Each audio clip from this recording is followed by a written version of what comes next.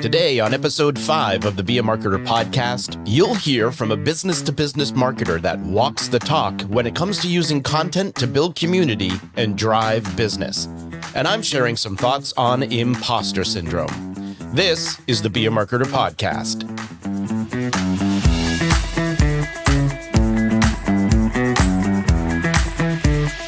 Be a Marketer. My name is Dave Charest, Director of Small Business Success at Constant Contact, and I've been helping small business owners like you make sense of online marketing for over 16 years.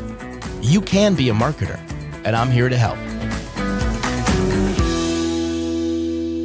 Well, hello, friend, and thanks again for joining me for another edition of the Be a Marketer podcast. Today, I wanted to talk to you a little bit about something that is near and dear to my heart, and probably something that maybe even you have experienced in your lifetime at some point, particularly when it comes to starting your business and marketing your business. Verywellmind.com defines imposter syndrome as the internal psychological experience of feeling like a phony in some area of your life, despite any success that you have achieved in that area. And, you may have started your business, and despite what you've already achieved in doing so, you may feel uncomfortable when it comes to actually promoting your business because, well, you don't believe you know enough about marketing. And I know one thing that you should know is that you're not alone if you have felt that way. Many people feel the same way, and it's something that I personally deal with all the time. I've been doing this game here for 16 years now. And I often feel like when I'm creating something, this podcast, case in point, no one's going to like it. It's not going to be any good. I don't understand. Although I've had many successes along the way doing the things that I've done. And on verywellmind.com, and we'll include a link to this article in the show notes so you can check it out. It offers some ways to cope. And I want to note, of course, that I'm not a mental health professional. And if you do find yourself struggling, you may want to find a professional to talk with. But that said, I did want to share a few things that really have helped me work through it. And one of those things is focusing on others, right? When I find myself going down a particular path, I try to remind myself, why am I doing this, right? I focus on the people like you that I'm trying to serve by doing this podcast, for example. It starts to get me out of my own head and moving forward. So remember that. Focus on others and focus on who is it that you're trying to serve when you're finding yourself in these moments of self-doubt and imposter syndrome. The other thing is really thinking about taking baby steps. What do you need to do? And I ask myself this, what do I need to do today to move forward? And of course, I'm setting a level of quality that I want to achieve, but I'm not going to hold up for perfection because really that doesn't exist. And as I'm doing these things, I also do it with an eye toward improving over time. And so it's really thinking about what can you do today? What can you implement to move forward and get feedback on something? And so that you'll make improvements as you do that thing again and again.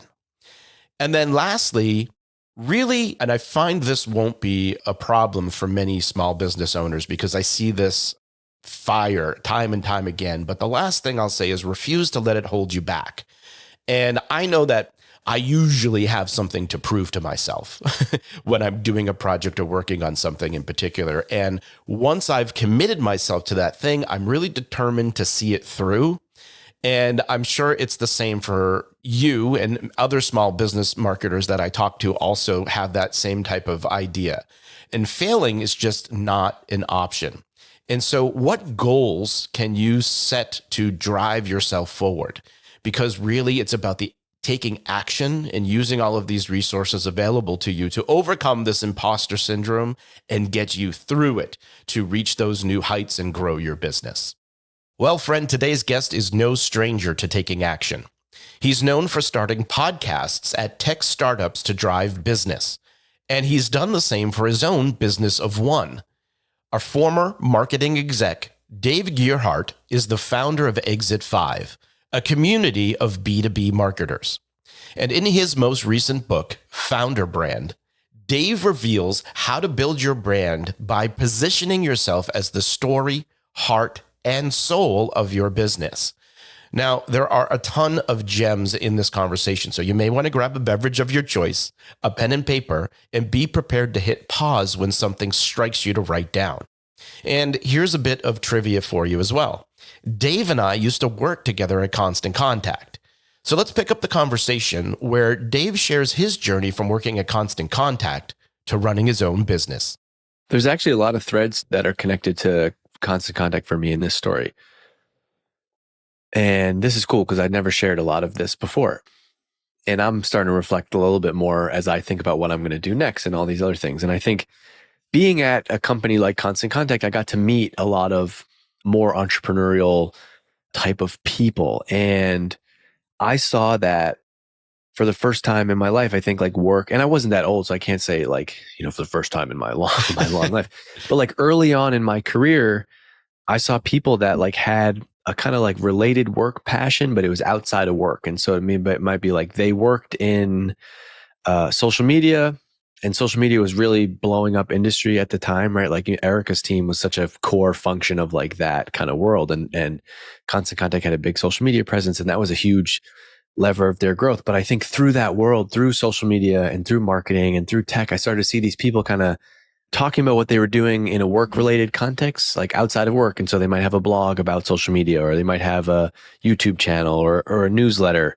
And I thought it was cool to like be inside of a company and do these things in my job. And then like I found myself like wanting to, I was early reading, I was into like RSS feeds and early podcasts, and I was already trying to follow, there was such an interesting space being in social media in that time, like 2011. It was like early Gary Vaynerchuk, Chris Brogan, Brian Solis, like all these people in this kind of social media world were like blogging. And I just remember all these people's names, and they started sharing stuff. And I thought it was cool. Like there was like what I happened to be working on. I was doing PR for Constant Contact social media products. And so I had to like pay attention to TechCrunch and learn what things were launching. And Constant Contact had acquired a company at the time called Nutshell Mail. And I got to work really closely with this guy, Mark Schmulin, who was an entrepreneur and sold his company. And I got exposed to like that world through him. And so early on, I had this feeling of I wanted to start a blog or something of my own talking about marketing, because I saw all these people in my work life talking about marketing, and they kind of had their own things. And I was like, I got things to say. I want to do this too.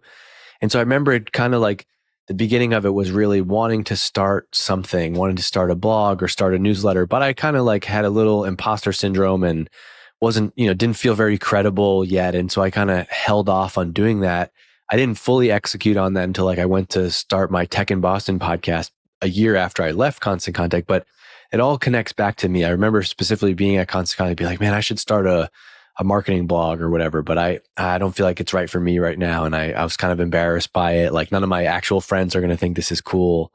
And now I've kind of just been able to scratch that itch. And I guess there's something deeper down where I like creating things. I like pulling things together, like having an idea and being like, oh, actually, you know what? I could do that. And sign up for a landing page tool and sign up for email and write the copy and get the page published and get the domain and get traffic to it. Like there's something in there that I guess appeals to me as a creative and competitive type of person. And I think having my own blog was like wanting to do that was a way to also scratch that itch. And then as I progressed in my career, I actually went to early stage companies where I got to kind of do those things. They're like, hey, you've never run a website before? Like Constant Contact, it was like, do not touch the website. Like, It was such a staple of the business. And there's a team of people that work on the website, and there's like 20 people on that team, right?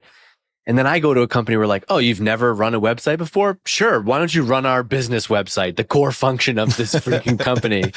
And that was cool because that, I guess that to me, that's at least like how I've needed to learn is like by doing. And so then I got to like go to startups and take this idea of wanting to start a blog and start a newsletter and apply it to a company. And so I'm launching content, strategies. Now, looking back to me, it's just, I can say the word strategy now, but it's like, we need some traffic. Let's start making content. And you build a strategy as you go. But that's kind of always been a staple. And I guess I got to do it at bigger stages, like from myself to Drift and some other stuff. And now I actually am doing a really similar thing with what I'm doing with Exit 5.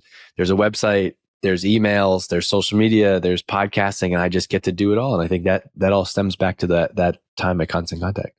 Yeah. Yeah. You mentioned something in there, imposter syndrome. I want to go there for a little bit, if you don't mind, because I think that's one of those things that, I guess the question is this.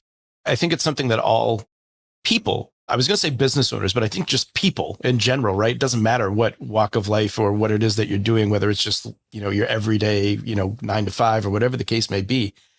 And I would say I've been doing this for a while. Like I still have it, right? Like there are times where I'm just like, I'll create something. I'm just like, oh man, this is not good. Like nobody's going to like this. Like, right. Like, do you still feel that in your day to day? And there are other times where I'm like, no, I'm really good. This is awesome. Like, you know what I mean? But there are other times where like that self-doubt comes in. And so like, I'm literally going through this as we speak. Like, yeah. Okay, so I've been talking I've been wanting to start my own podcast. Shock. Okay, if I have many.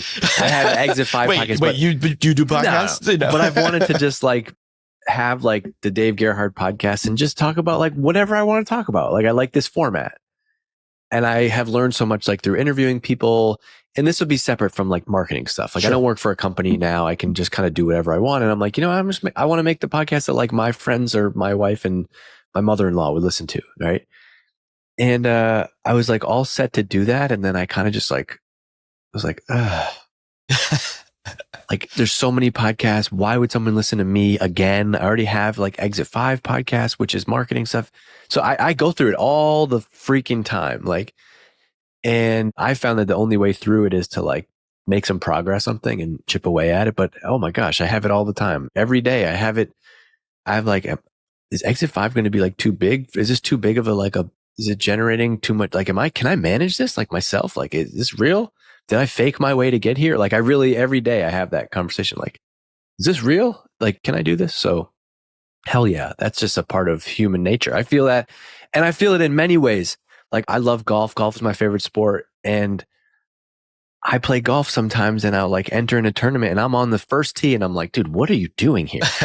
Like go to work, go to your real job. And then I go to my real job and I have imposter syndrome there. So I think it's a natural, must be something how we're wired. Yeah, totally. I remember hearing a story of Anthony Hopkins, the actor Anthony Hopkins, having a conversation with somebody else and, asking how things are going. And his reply was like, well, they haven't figured me out yet. Right. Like, like he has no idea what he's doing. Like, you know what I mean? And I think I remember a key moment in kind of my life cycle career, whatever you want to call it. Right. Like noticing that like, oh, everybody's kind of winging it in some instances. Right. And I was just going to say that, like, I was just going to say the other thing that I learned with that matches with that is like, and I don't mean this as disrespect to anybody, absolutely, but like, I've been in rooms with like some very successful people, way more successful than me. And I'm like, they're kind of like, they don't really know everything. They're kind of winging this too. Or like, I've seen really successful people like admittedly wing it in moments. And I'm like, that is so liberating to see also. And so, yes, I think there's going to be people who are just natural at X and they don't ever feel it. But I think for the rest of us, it's always going to be that way. And I think once you realize that other people are not that great, then like that makes it a little bit easier. Yeah. I think the key lesson for people listening here is just like, like we're all kind of figuring stuff out. You just got to do it. And it's through that doing, you learn what you're good at, what you're not good at, and kind of where you got to fill the gaps. Right. Yeah. Yeah. And I found early on, if you just come in, okay, like, so most people don't really know. And so if I could come in with a plan, people would go like, okay, yeah, that sounds good. Let's do that. Yeah. Right. And so, Oh, I think the really smart people though, that like don't know everything, they have a way of thinking and like a system for like how they would figure that out. And so I'm thinking like of a great CEO that I work with, like a product genius. Like he was not a finance genius, but he was able to figure out finance because he had some kind of core principles, which is like, oh, when you don't know a lot about an area, like find one or two mentors and expertise and like, read these books and listen to these podcasts and focus your learning on this and kind of make decisions like this. And so he had like framework. So I don't think you can like completely wing it, but if this is not your thing, you can find ways to figure out how you're going to learn about that and have ways of thinking, systems for thinking. So I want to talk about Exit 5 and how you get there and have you tell us a little bit about that. And then to your point of kind of like frameworks. And I think this goes to, your most recent book, unless you're working on something I don't know about, but Founder Brand, right? Like you kind of put this framework in place of like looking at that and how somebody else can kind of create that model to kind of, grow their business, right? And Sure. so talk to me first about Exit 5, and then I'd like to kind of go to Founder Brand a little bit. Okay, so Exit 5. So basically, about 2 years ago, I changed companies. And when I changed companies, I was going from B2B SaaS to more e-commerce type of SaaS. And I had just kind of spent 7 years in B2B SaaS, and I had started to build a following of people that were in that industry, mainly through LinkedIn. And my LinkedIn content was it was popular and got a lot of engagement in a way that I hadn't had any success with other platforms. Like I'd been tweeting for 10 years and like my tweet responses were like just from like you or something. right? Like I don't mean that in like it just it was like you get like one response. Right. Or whereas like I would post something on LinkedIn and there's like hundreds of comments and I'm like, holy shit. Okay, so something is happening here. So I kind of just focus on LinkedIn and I realized like, oh, for some reason talking about marketing on LinkedIn gets a lot of engagement. It's really grown my content, and not even just in a vanity way, but like the more people that followed my page and engaged with my content, I actually could drive like real results for that. And so like if we would do an event for Drift, like a big ticket sales channel would be like me posting about it on LinkedIn or booking meetings for sales or driving people to content. And so like I didn't just see like the social vanity metrics of it. I saw like the impact of having an account with engaged followers like could actually drive to something. And so I realized like, oh, I have something here. When I changed companies, I was going to like launch a blog, like Dave's marketing blog or something, because I was like, I still want to be like perceived as a thought leader. Or this is the industry that I want to keep talking about. I expect to have a career in here.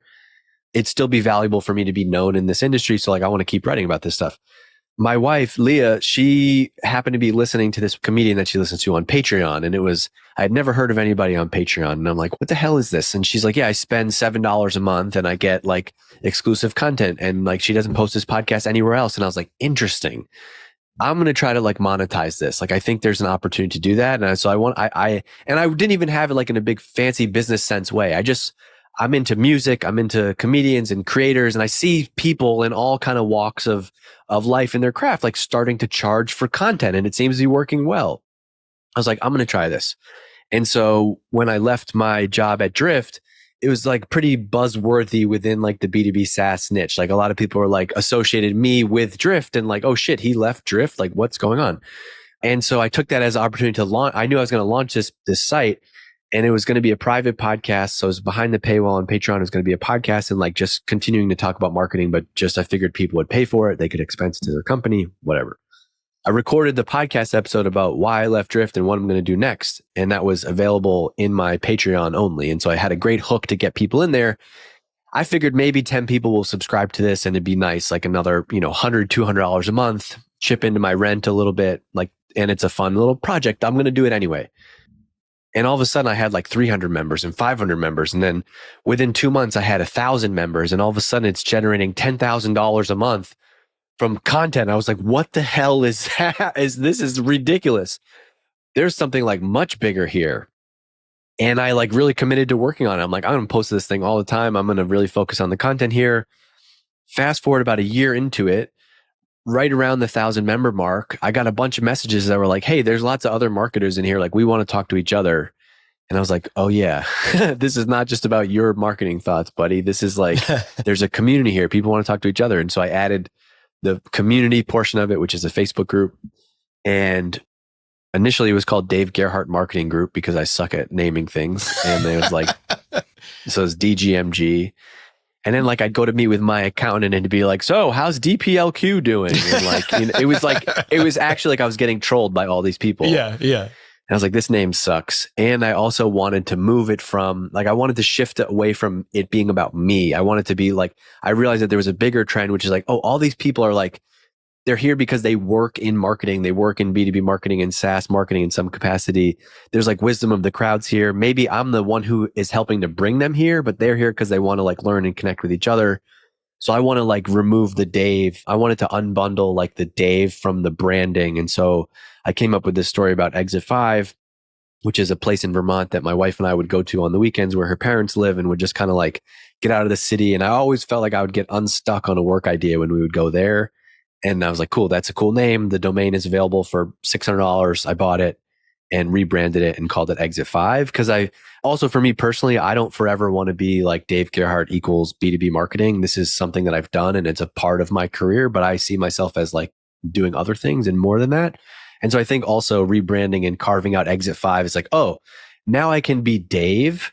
And one of the properties and one of the businesses or things that I do is Exit 5, but it gives me like the room to do other things. And then maybe down the road, if there was a world where someone wanted to, buy or partner with Exit 5, it's a little bit easier to do that as Exit 5 as opposed to like Dave Gerhardt Marketing Group. Yeah. So it's really interesting when I actually saw you talking about, or saw you post something about talking about the naming of the business. And I was like, oh, wow. I thought when you named it Exit 5, I was like, oh, okay, that makes a lot of sense to me. And I had like my own story. Again, I keep making up stories for you. Apparently, that's what I do. But for me, I was like, oh yeah, Exit 5, that makes a lot of sense because you're talking to a lot of founders within the tech industry. And oftentimes the goal is to exit within a period of time. Nice. And I was like, oh, Exit 5. I'm like, that makes a lot of sense. And then when you said, like, no, it was the exit we got off in Vermont, I was like, oh, okay. I was like, oh, all right, well, there you go. So yeah, sorry. blew it up. A couple things I want to touch on here that I hear you saying as we're talking about this that I think are kind of like the key things that I think people need to hear, particularly as you're a small business owner and those types of things, right? Like one of them I think I hear you saying is focus on your strengths, right? Like you found a thing that was like, hey, I enjoy this format. This is the thing that I enjoy to do. So I'm going to really commit to doing that, right? Like focus on that and let that be the thing that kind of drives you. Another thing that I heard you say was inspiration from other industries, which I think is one that's often missed. Like you were watching musicians or you were watching things like applying these different types of strategies to what they were doing. And, I often hear from the small business owners or marketers that I'm talking to is that like, if you aren't very specific about what you're saying, they often miss tying it back to like the example, like, or how to look at another industry and tie it back to what it is that they're doing. I was wondering if you could talk a little bit about that. Like, how do you find that inspiration from other areas, which I think sometimes just kind of gets us out of our own heads a little bit and allows us to open up a bit. But like, what's your point of view on that? I don't know. It's never been a thing that I've consciously had to like turn on or off. I think I didn't really study marketing in school. I got a marketing degree because quite frankly, like I suck at math. I had no interest in finance. I could write and communicate, and there was you could get a marketing degree doing that, but I didn't like leave college being like, I can't wait to go get my job in marketing. I think I've always been doing, like looking back now, I've always been doing some form of like writing and communicating as I can remember. Like I gave the speech at my 8th grade graduation and I gave the speech at my high school graduation. Like looking back now, I'm like, oh, there's definitely some, I didn't know, like no clue at the time. I wasn't like, yeah, I'm going to be a marketing, but there's definitely some connection in there somewhere.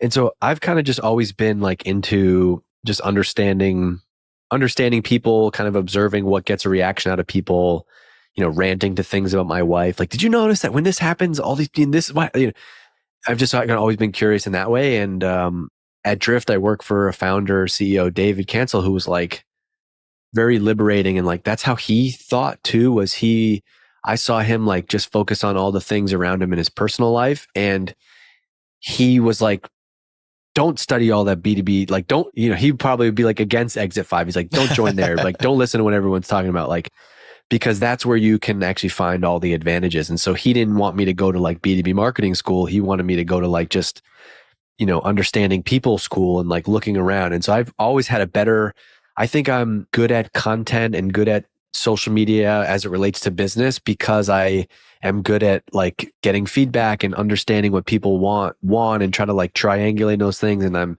much to like your skill set too, like taking ingredients and putting them together and be like, oh, if we were to write an article, here's what I think it would be. Like, I'm good at pitching the idea for the video, the idea for the ad, the thing for this and that. And so I think that's always been just a more natural thing. And so I think it's just been turned on in my brain. And I got to work for like David at Drift at a formative time where he was like, I remember specifically very like in my first 2 weeks in the job, he was like, I don't care if you know CAC to LTV ratio or SaaS metrics or this and that. He's like, you have something when it comes to like content and copywriting, like let's double down on that. Be curious, like focus on what people are doing and like don't worry about like what the industry best practices are. And I think the reason why I'm able to move really fast now is because like he pushed me to do those things and do fast in that environment. So now I've seen like, oh wow, if I'm doing it just for myself in Exit 5, like why can't I make this decision in this instant? Yeah, I love that. One of the things that I really love about what you're doing, and I kind of got started in this industry around 2006 is when I started kind of like getting interested in it and kind of learning and doing a lot of the same things you're talking about. Like for me, it was like Copy Blogger was a big one, like Brian Clark, like those folks. And, one of the things that I like that you're hot on, and I think this is important because it is that understanding people piece that really drives everything that you do. Like the technology is always going to change and that's fine, but it's about applying the technology to how you communicate.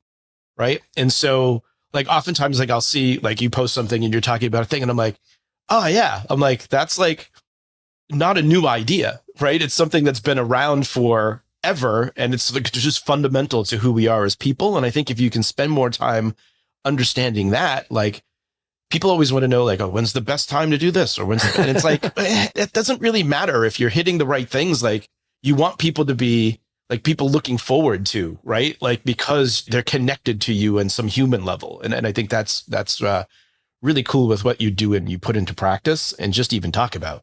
I also think it's tough to be an effective communicator. You can't just like say it your way. You have to like make sure the message has been received. And I think I actually learned how to do that less as a marketing skill and more as like an internal career skill. Like I just remember having to like learning how to manage my managers and manage my boss and in a way that was like, hey, here are the things that like I've always been very like proactive as like an employee. And it's like, okay, you're not giving me a plan. Like I'm going to come up with a plan. Yeah. And I think that has also now kind of played out into how I've done marketing. Has starting your own thing always been something you thought you wanted to do, or how did that come along?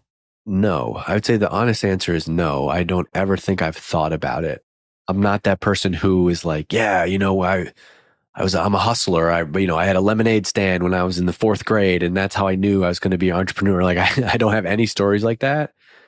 I've always been like a little bit not as good as like at following directions and following the rules or I get bored with like really, if you tell me like, hey, you have to do it this way and here's how it's going to do it, like my mind always kind of looks for like, but really there's not another way. And that's always kind of been baked into me. And I've always learned best by doing things myself. So I've always had to like have a lot of freedom in my jobs to be successful. But I didn't ever think about it because I honestly never thought like I come from a great family. Like we're middle class, like well off family, but I don't have any money. Like I didn't have any other than what I've earned for like I don't have any money that's coming from anybody. And so it was never real to me in that being in my 20s, like I had no money. And so it was like, well, I can't go not and to do a startup, you always hear these stories like, oh, you can't take a salary for X months, right? Or even if you raise money, you got to pay yourself some shit salary. And so I just was never like, well, that's not an option because I guess I could start a business, but it would have to like pay for itself. And so I had lots of ideas for like a business, but it was never anything that was going to ever get off the ground because I needed to make money. And I think what happened was my DGMG / Exit 5 started to become like that income. And I was like, whoa, this is a business. And so I never like was like, I'm taking the big leap. Like, when I left my job, I had a business that was generating more than my salary already. And so there was like there was no risk in doing that. And so, no, I've never thought about it for that reason. And I think there's lots of stories I can tell myself now, like revisionist history of like, oh yeah, this makes perfect sense for things that have led me here. But no, I never set out to like be a business. I thought that I was going to my hope was like work at some tech startups. Like I seemed to be okay at like doing marketing for B2B SaaS and find my way around successful companies. My honest hope was like maybe 1 or 2 will have an exit or have a sale and we'll make a little bit of money. And then I can just kind of like figure it out for there. And what ended up happening is that did happen, but I also happened to build this other business on the side. And that's kind of like, that's where I'm at now, but I don't have more stories of, of being Sure, an yeah. entrepreneur. Yeah. Well, how does that accomplishment though, like this is working, this is doing the thing, how does that make you feel? I don't know. I'm still like processing it every day. Like I still wake up and I'm like, oh, you don't have to, I'm not going to work today. Like I have my office in my house, but I'm not like I don't have this nagging feeling of like someone's looking for me or like this person needs me or I got to do this. And so that Yeah. I'm like trying to be real with you. Like it's so very unique and rare that this has happened. And I am still in like this weird point in my career where like I can't, like I have 100 new ideas right now because I like haven't accept like, is this what I'm doing? Like it's crazy to me. So I don't know, Dave. That's my honest reaction to that. No, I think that's interesting because I think I don't want people to misconstrue, right? When you say like, oh, should I work today? Because the reality is, I mean, what you are doing and what you're doing in Exit 5 is a lot of work, right? And it's because you're creating, I mean, it's comfortable for you, but you are actually putting in a lot of effort. So I wanted to maybe move us there a bit, right? Because like one, I guess the big question is, you know, what is that process of coming from where you're working at a company where you probably have, whether it's a small team, large team, whatever the case may be, you've got resources that, at least from a human level, right, that maybe you don't have now. And so what is that transition like?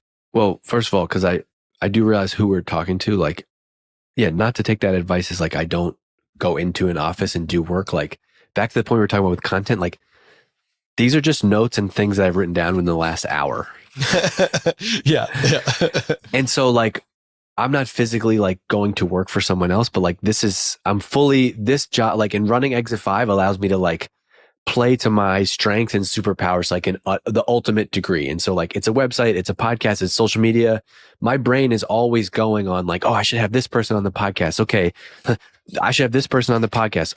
Here's a good timestamp. Here's something I just said to Dave that would actually make a good video for next week. Yeah. I got to remember to write tomorrow's newsletter. And so like now I just have the freedom to like do those things all the time. And like, I think of like, I've now built a business around like a superpower of content creation. And therefore it is easier as opposed to like, I'm not a great manager. I'm not great at finance. Like I'm not like banging my head trying to do those things. So that's a good connection and observation. Sorry. What was your initial question? The question is, you know, how do you get shit done, basically, right? I guess is what we're getting at is that, you know, you're moving from a place where you're not always doing the work, like somebody else is doing that work. And now, I mean, do you have a team? Do you have people that you reach out to? I'm assuming you probably do like freelancers and things like that. Like, walk us through what that looks like. You. Well, so I think I'm naturally like a competitive person and a goal-oriented person. And so I think one of those things is driven by like, I have some rough goals that I have for Exit 5. And so, this is not crazy. Like I don't have an operating plan for Exit 5. There's no spreadsheet business. And that's how some people are, even if they came from that, they might have the whole, you know, spreadsheet to run the Exit 5 business. I don't have that because I don't need to do it. I can see what I need to see, but I have like basically 2 bullet points of a revenue goal and a content goal that I'm trying to get to. And guess what? Nothing happens if I make it or not, but like I like to use those as a benchmark. And I found that as a person, I need those kind of regularly competitive things. Like I just got into running and my wife was like, you're 100% going to sign up for some type of race. And I'm like, no, this is just fun. Here I am. I'm now signing up. I signed up for a half marathon in April. And that's just who I like. It helps me be productive when I have those types of goals. And so I think you have to be able to set goals if you're going to go and work for yourself. And so I have a clear business plan and goal for Exit 5 in my mind. And the next thing that's really important is I think just having regular routines and rhythms. And so like I am doing a lot with the Exit 5 podcast right now. And so I know that like from basically every Tuesday and Thursday from 1 to 3 p.m., I'm going to be recording podcast interviews. And that's my time to do that. I know that every Wednesday I send out my newsletter. I know that every Friday I do this type of thing. And so like, I can kind of use those as guardrails for like things I got to build around. And so like, yeah, tomorrow afternoon, like my wife and I want to go out to lunch or I want to go do something else in the afternoon. That's great. I know that in the morning, I got to spend 2 hours and get my newsletter done. And I spend 2 hours, you know, sometimes 2 hours, sometimes it's 30 minutes. I got to get that out. And so I have like having those regular systems and check-ins. If I didn't have any of those things, it'd be really tough. And now I have 3 sponsors for Exit 5 for the year. And so like I have commitments that I have for them. And that means we got to do this quarter and this quarter. So I think having the schedule, and for me, just being somebody that operates off my calendar is the other thing. So I think goals and deadlines for me is the thing that drive action. Yeah. Yeah. That makes a lot of sense. I think, we were just having this discussion. I'm actually talking to somebody later in the week about like calling it goal getting, right? But that idea is that like, if you don't have something, I always look at it like if you don't have something leading you in a direction, like, I don't mean to sound woo woo, but like the rest of the universe doesn't know how to help kind of put you in the right path. Right. Right. Like, and to your point about like, how do you find inspiration and ideas like from outside sources? Well, if like that's the thing you're working on, it's like, it just happens to find its way in there right now. Yeah, you see it. Yeah, you see it. And so like, oh, my goal right now is to grow members of Exit 5 from this. My brain is just going to be kind of like subconsciously working at that problem. And so I might all of a sudden sign up for some like golf community. And I'm like, man, that's genius how they do that. Oh, there's an idea that I can take. So I think, your brain, that is not too woo at all. I think that's so true about like having your brain turned on to that. Attuned, right? You're just attuned in a different way. Just like on the goals thing, like I'm not a crazy goal. There are people who talk about goals and they have crazy processes for goal. Like this is, my goal is like a bullet note in my Apple Notes that says like, because I should have a goal. And to me, the goal, it doesn't always have to be like, I want to grow from 3,000 members to 5,000 members by this quarter. Like for like 6 months out of the year last year, my goal was transition DGMG to Exit 5. And so what does that mean? That means I got to do the brand. I got to do the website. I got to relaunch the podcast. I got to find this. So there's like plenty of that helps me figure out what I have to work on. It's not always like a numeric growth goal when I talk about goals. It's like, that's how I chunk up like what I'm working on this quarter or this month. What would you say is your biggest kind of business related challenge or challenge / maybe it is or maybe it isn't, but what's something that scares you? I think one of the biggest challenges is growth, in that there's a lot to unpack in that actually. Because I actually think that there's a world where like Exit 5 can be a 10 or $20 million a year business. I've seen it like with other businesses like Content Marketing Institute. There's lots of they're a little bit different, but there's lots of comparisons for this.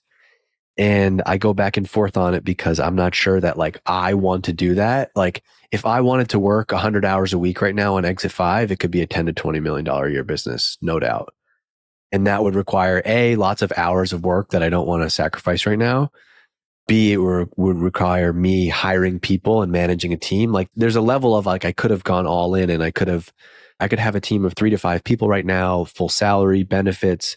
We'd have stand-ups and one-on-ones and performance reviews. And there's a lot of things. So like, I know for sure that I don't want to do that, but I also want to grow it a little bit. And so there's like okay, well, what should that be? And so it's like, well, I could hire a freelance person and like have them grow my social media. But I'm not sure I want to like cede control to that. And I want to train them on that. And so there's also some things where like, I do like doing this and this is my little kind of project. And so I like doing some of the things. And so I read all the life hacker, growth hacker articles about like automating everything. And like, I'm not a real boss because I should be outsourcing all this stuff to other people. But like some of it gives me joy as like I'm learning how to do these things and I'm tinkering with these things and it doesn't happen to take up 100 hours of my week and I got to do something with my time and so there's part of it that so I think like one of the biggest challenges is just like growth. Like I was just having a conversation this morning with my wife about like, hey, I like bounce ideas off of her all the time for sanity because she knows that I'm very impulsive. And I'm like, I think I want to do this thing and hire somebody to do this thing for Exit 5, and she's like, well. But like you change your mind a lot and like, why don't you just try the experiment yourself and like maybe do it for 30 days, do it for yourself. And then like, if you want to hire them, you can do it. And so there's like little decisions like that add up. Like there's lots of things I could do, but it's the like decision factor of like, what do I want to do? What is worth my time? Should I do it myself? Should I hire somebody else to do it? I do have people that I work with. So I have somebody that I've met, Chrissy. I met her through like an early DGMG member. Now they're married and Chrissy's just like been in the Exit 5 community. She helps me with like, just kind of support stuff and she knows how all my systems work. And then I have people that I work with on a freelance basis. Like I need video, I need a design thing, I need a website. And I'm actually just working with an agency now that I pay them just like on a retainer to help with some marketing stuff. But I don't have any full-time employees. So growth is the biggest challenge, Dave. Gotcha. I want to shift us a little bit so we can talk about just, from your expertise, particularly in the B2B space and in marketing. Obviously, we have tons of customers that are in that area. Maybe this kicks us into some of this founder brand stuff, but I'll let you, drive where this goes. But what are the things that you see from a marketing perspective, particularly in B2B, are the things that are, if I were to say to you, all right, Dave, you're starting from square one today, where would you start first? The story, the company story, like positioning. Like why does this company exist? How are we different and unique or better? Who do we serve and why? Like really nailing that. True differentiated positioning just solves solves so many of the minute growth hacking, challenges. And that's where I would spend most of my time. And I also say that answer because there's lots of other implications there, like the product that you're building and the customer that you're serving. Like you can't do great marketing without strong connection to that. So, I just want to stay on that for a second because I think this is one of the things I'm always like, the way it comes down to the way you say something based on who it is that you're trying to reach, right? Because I would say if you were going to explain quantum physics to your wife, your grandmother, or a 5-year-old, right? Although it's the same thing, because of the people who you're talking to, the way you're going to do that is a lot different, right? And I think it's the same with the business. If you know who it is you're serving and what you're trying to do, the conversation becomes uniquely attuned to those people, right? And I think that's really important. That I think a lot of times, particularly businesses starting out, they don't want to, or they feel like they're getting too narrow or pigeonholing themselves. Like, oh, we're for everybody. But really you can't be, because if you're for everybody, you're for nobody, right? It's an interesting thing there. I also think it's much easier to build and be everything for everyone later if you first have that wedge and that niche, and you can add more things on. Like the great coffee shop is going to also be successful if after people come there and they love the coffee, you add a breakfast sandwich and you're like, yeah, that place I go to, they have breakfast sandwiches now. Yeah. Then the customer's not like, well, how do I brand them in my head? Are they coffee or are they sandwiches? It's they're, I think you can do the same thing in B2B and whatever you're selling to, whether you're a small business, a tech company, whatever, being specific and carving out that niche and having that clear strategy has everything to do with how successful you'll be with marketing. So, let's go there, right? You've got the story, you've got the positioning, marketing. Where do you go from there? Well, I think one of the big pieces of that is instead of even thinking of it as marketing, it's okay, now we have this story. Where are our customers hanging out and how do we tell this story to them in a way on these channels? And I'm always a believer in, you can call it content, you can call it inbound marketing, you can call it whatever it is. My bias is towards wanting to build an audience and build owned traffic to my own thing. And so I realize that there's a lot you need to be doing with advertising and paid media when it comes to e-commerce and direct to consumer brands. But ultimately, I think always the marketing advantage is I think content is the greatest marketing channel. And so I come back to okay, well, this is our story. How are we going to tell this story? Does that mean, and that can mean everything from what's the content of your website to thinking about how do we get people to our website? I mean, I think today, brick and mortar business or online business, the website is going to be the most visited thing. Even if someone's going to come to you in person, they're going to check your website for, hours and location and menu and all that stuff. So it starts with what's the content in your storefront, which is your website. And so how do you articulate that story? You can have a great strategy on paper, but if you can't articulate it into a compelling website that attracts readers and converts readers, it's going to be a tough challenge. And then I think a lot about the social media channels that we are look to yourself and most importantly, have a deep understanding of that customer and where's your customer spending a lot of time. Okay, they are in these groups they're in these subreddits on Reddit, or they're not on Reddit at all. They're following these people on TikTok, or they have no interest in TikTok. They only find out about information from each other at these local events, and we got to be at these local events. Great. So you can't be everything to everyone from a story standpoint, and you also can't do everything from a marketing standpoint. And so I think if I'm trying to think about how to get marketing started, I'm looking for one or two channels that are going to help us bring eyeballs back to our website. And, or maybe there's a path where the website is still important, but it's not about traffic. It's about like, that quarterly meetup example I use. Yeah. It's interesting now, particularly how when you think about a lot of social channels have changed, right? It's a lot different from back in the day when it was like you could post something, you post the link up and people come to your website. The channels now, obviously there's algorithms, there are things, and they're also, they want the engagement on site. And so a lot of the content has to be there, right? And so how do you, I guess, think through that?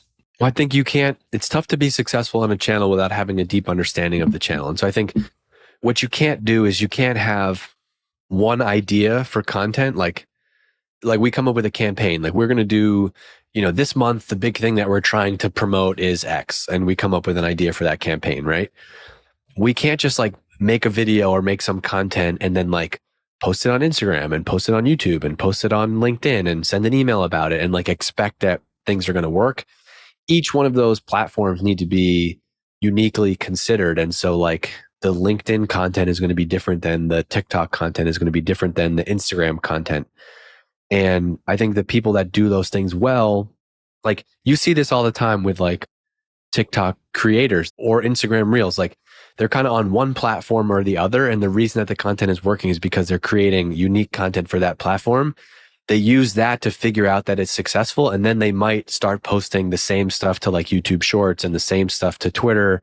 You're focusing on one or two channels. And I think you have to really commit to like creating original content for that channel. We're just in a different era than like, if this was 2010, 2011, 2012, I would say probably the answer is like just being on those channels. Like if you were on Twitter, like you could get more customers maybe than somebody else who wasn't. I think now it's got to be much more about like, what is our interesting, like what is our content angle? Is it educational? Is it witty? Is it funny? Is it serious? Is it, what is it? What's the message? And then I would think hard about like one or two channels where you're making bets. I mean, and I think everybody has examples of these things now in our personal lives of like somebody that you follow on some channel and you ended up buying a thing from them. And I think that to me is like the best approach to thinking about marketing for your business. Like how am I sell this widget, right? How can I be a great resource for things that the people who would buy this widget would be interested in online? Get them to follow me, get on my email list or something, and then I'll have a much easier time selling them that thing down the road. Yeah. Love that.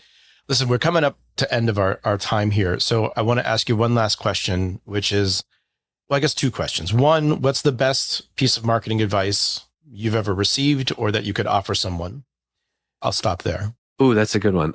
I don't have like one definitive answer, but I just think of like the first quote that I thought that came into my head.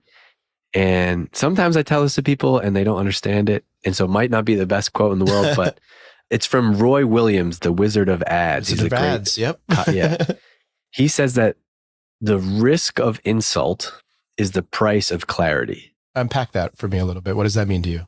It means exactly what we were talking about earlier, which is like being specific to a core audience. So the risk of insult is the price of clarity.